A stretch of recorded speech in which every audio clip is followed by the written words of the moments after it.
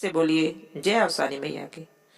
कौने रे गुनवा मैया मलनी पे लो भैलू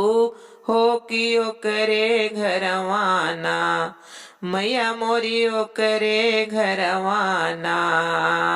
पनिया पिए खाती गईलो मैया ओकरे घरवाना पनिया पिए खाती गईलो मैया ओकरे घरवाना कवने रे गुनवा मैया मलनी पे लो भैलू हो कि ओकरे घरवाना मैया मोरी ओकरे घरवाना पनिया पिए खाती गईलो मैया ओकरे घरवाना रहिया में हमरो घरवा काहे नाही अइलू हो सुतल मलनीना मैया मोर सुतल मलनीना बड़े प्यार से जगलू मैया सुतल मलनीना बड़े प्यार से जगलू मैया सुतल मलनीना जान बूझ के गईलू की रहिया भुलैलू हो कि ओकरे घरवाना जाने बूझी गईलू की मैया रहिया में है रैलू हो कि ओकरे घरवाना हो कि ओकरे घरवाना पनिया पिए खातिर गईलो मैया ओकरे घरवाना पनिया पिए खातिर गईलो मैया ओकरे घरवाना कवने रे गुनवा मैया मलनी पे लो भैलू हो कि ओकरे घरवाना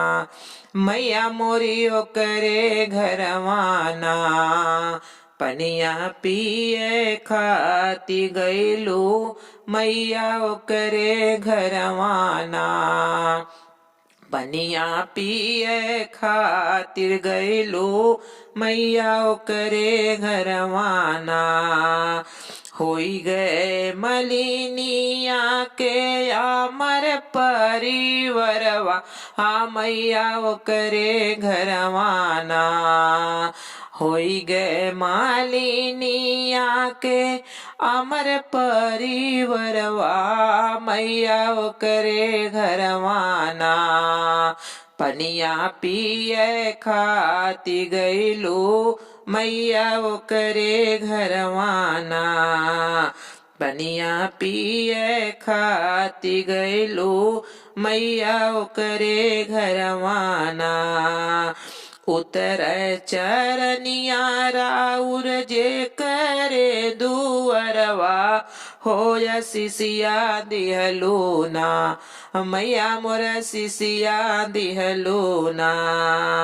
दोनों हाथवा फेरी मलिनी के सिसिया दिहलूना होई गए आमर परिवरवा हो मलिनिया घरवाना होई गए आमर परिवरवा हो मलिनिया घरवाना कवने रे गुनवा मैया मलनी पे लो भैलू हो कि ओकरे घरवाना कि मैया मोरी ओकरे घरवाना पनिया पिए खातिर गईलू मैया ओकरे घरवाना पनिया पिए खातिर गईलू मैया ओकरे घरवाना।